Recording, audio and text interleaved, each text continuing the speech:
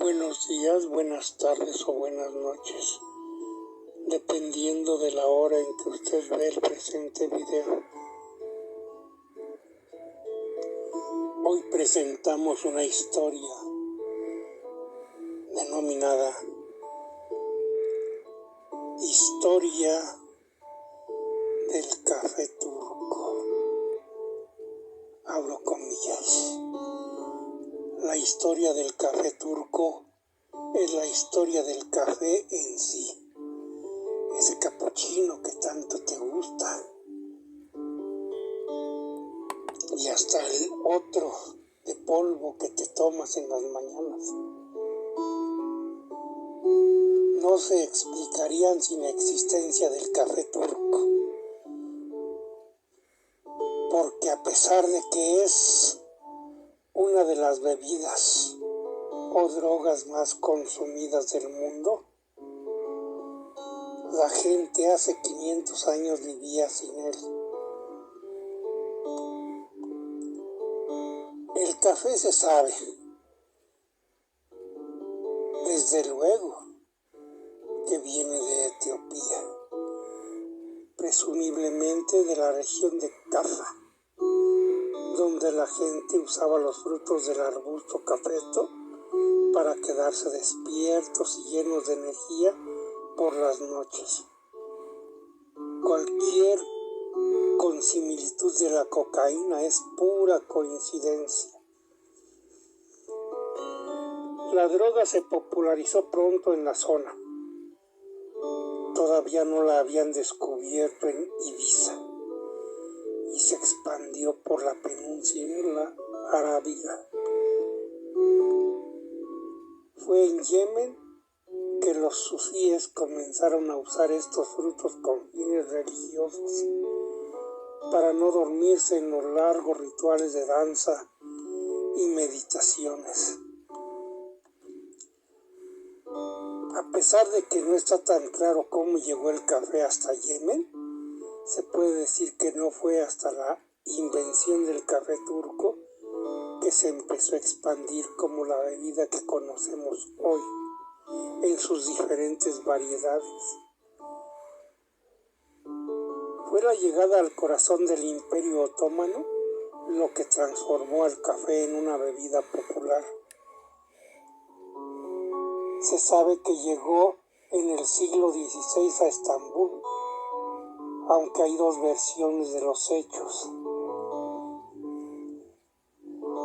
La primera dice que el café llegó de la mano de dos sirios llamados Hakam de Alepo y Shams de Damasco. En ese entonces no tenía tanto interés por cruzar a Grecia en balsa, porque de último no tenía sentido, pero sí tenían ambiciones empresariales, y cada uno de ellos abrió su propio café en Estambul. Lo que estaban tratando de hacer era imitar las populares tiendas que ya existían en Yemen.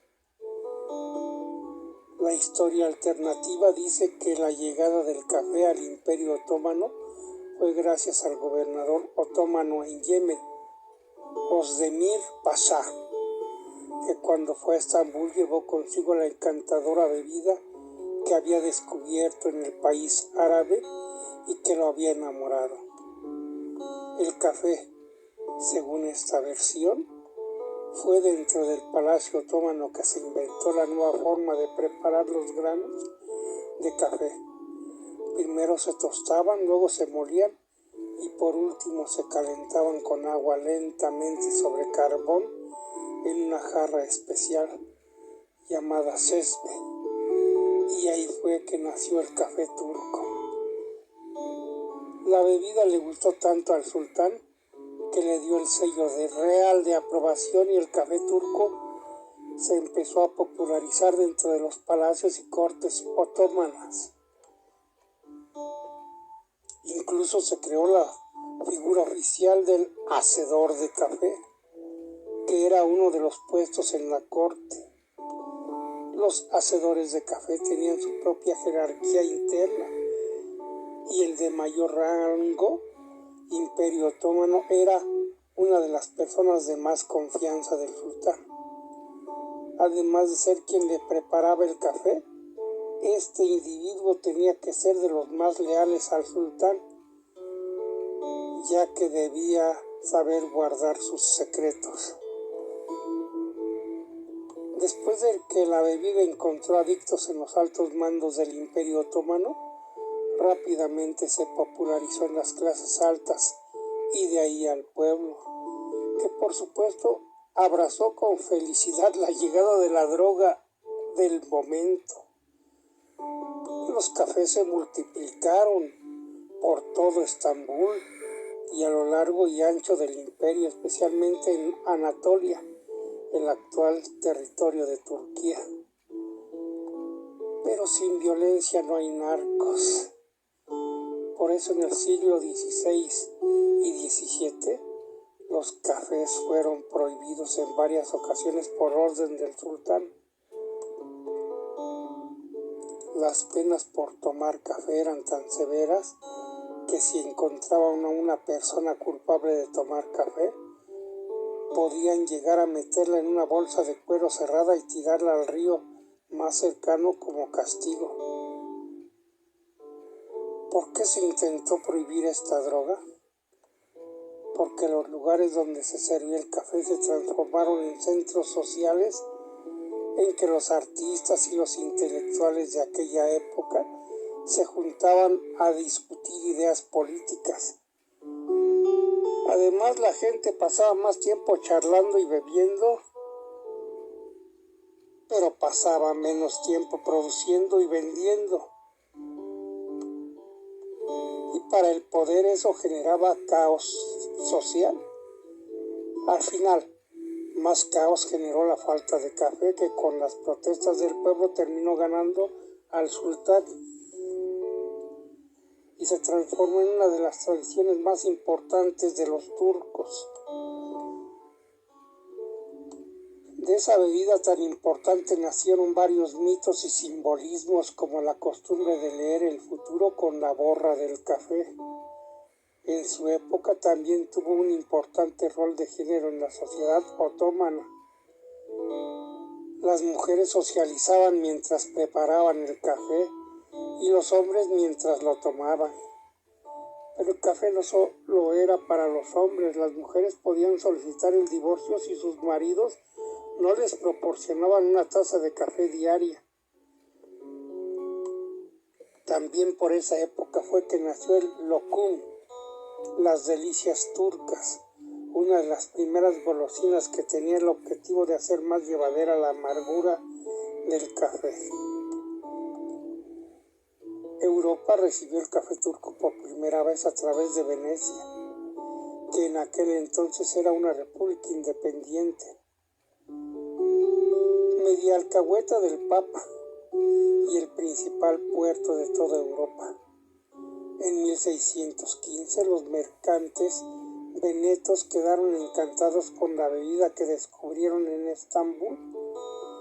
En 1645 abrieron la primera cafetería y al poco tiempo ya tenían a una nación gobernada por la cafeína.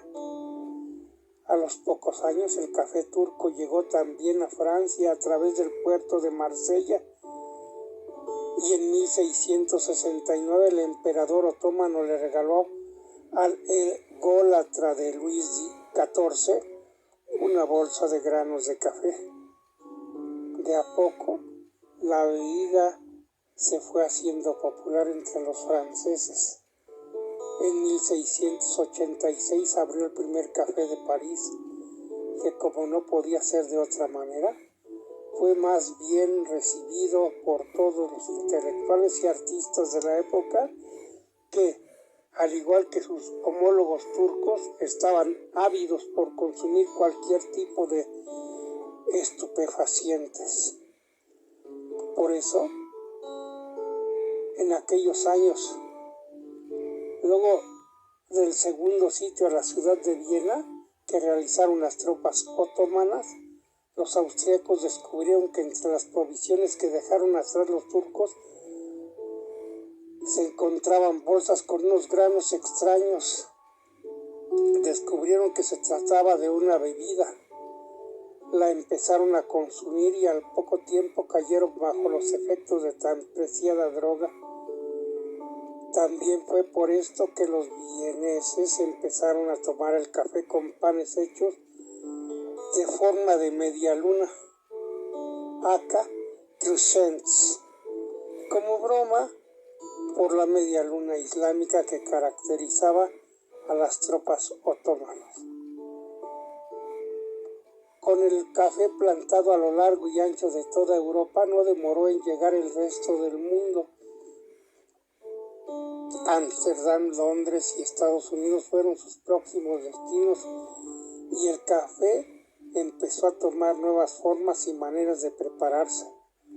Lo curioso está en que América Latina, que hoy produce más de la mitad del café del mundo, fue uno de los últimos lugares del mundo en conocer esta mágica infusión.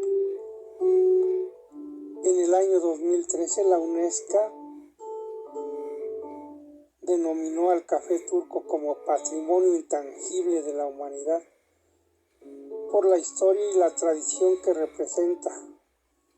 Historia y tradición que el amigo traductor de la UNESCO no supo respetar, ya que tradujo al café turco como café a la turca. Hoy el café turco se toma principalmente en Turquía y los Balcanes. También se puede conseguir en Grecia como café griego, ya que el nacionalismo y sentimiento antiturco que gobernó el país en los años 70 le cambió el nombre, y en varios países árabes también se prepara de una forma similar, aunque el gusto varía. Lo cierto es que el café turco es el padre de todos los cafés, de todos los estilos y de todas las variantes que se le ocurran a quienes niegan el nombre de turco a esa bebida. Cierro comillas, gracias por su preferencia, que usted la pase excelente.